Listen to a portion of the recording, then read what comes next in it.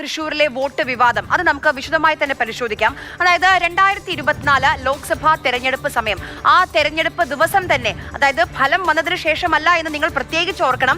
തെരഞ്ഞെടുപ്പ് ദിവസം തന്നെ LDFും UDFും പരാതിയുമായി രംഗത്ത് വന്നിരുന്നു. അവരുടെ പരാതി എന്ന് പറയുന്നത് ഈ മണ്ഡലത്തിൽ, തൃശ്ശൂർ മണ്ഡലത്തിൽ നിന്ന് പുറത്ത് നിന്ന് വന്നവർക്ക് വോട്ട് ചെയ്യാൻ അനുമതി നൽകി, അത് നൽകരുത് എന്നുള്ളതായിരുന്നു അവരുടെ പരാതി. പക്ഷേ ആ സമയത്തെ അവിടുത്തെ ജില്ലാ കളക്ടറായ കൃഷ്ണ തേജ എടുത്തൊരു നിലപാടെന്ന് പറയുന്നത് പട്ടിക പുറത്തിറങ്ങി കഴിഞ്ഞു, വോട്ടർ പട്ടിക പുറത്തിറങ്ങി കഴിഞ്ഞു. അപ്പോൾ വോട്ടർ പട്ടികയിൽ പേരുള്ളവർക്ക് വോട്ട് ചെയ്യാമെന്നാണ് അന്ന് ജില്ലാ കളക്ടർ സ്വീകരിച്ച ഒരു നിലപാട് എന്ന് പറയുന്നത്. ഇനി അഥവാ നിങ്ങൾക്ക്, അതായത് LDFനും UDFനും എന്തെങ്കിലും പരാതി ഉണ്ടെങ്കിൽ അത് തെരഞ്ഞെടുപ്പ് കമ്മീഷനെ അറിയിക്കാമെന്നുമാണ് അന്നത്തെ കളക്ടർ VR കൃഷ്ണ തേജ നിലപാടെടുത്തത്. ഇടത് വലത് മുന്നണികൾ സ്വാഭാവികമായും അക്കാര്യം തെരഞ്ഞെടുപ്പ് കമ്മീഷനെ രേഖാമൂലം അറിയിക്കുക ചെയ്തിരുന്നു.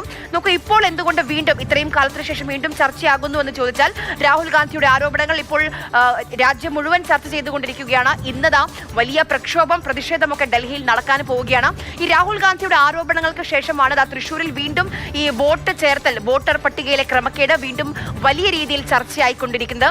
സുരേഷ് ഗോപിയുടെയും വീട്ടുകാരുടെയും വോട്ടുകൾ അനധികൃതമായി ചേർത്തിയെന്ന് കോൺഗ്രസിന് ഒരു ആരോപണമുണ്ട്. പക്ഷേ അതിലൊരു പ്രശ്നം എന്താണെന്ന് വെച്ചാൽ, ഈ വോട്ടർ പട്ടിക വെബ്സൈറ്റിൽ നിന്ന് കാണാനില്ല എന്നാണ് CPI നേതാവും മുൻ മന്ത്രിയുമായ VS സുനിൽകുമാർ പറയുന്ന കാര്യം.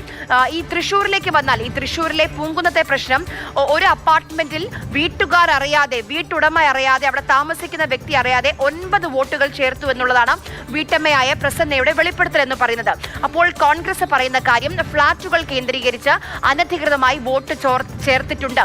അങ്ങനെയാണ് സുരേഷ് ഗോപി MP ആയി ഡൽഹിയിലേക്ക് പോയത് എന്നുള്ളതാണ് കോൺഗ്രസിന്റെയും CPIയുടെയും ഏറ്റവും വലിയ ആരോപണം.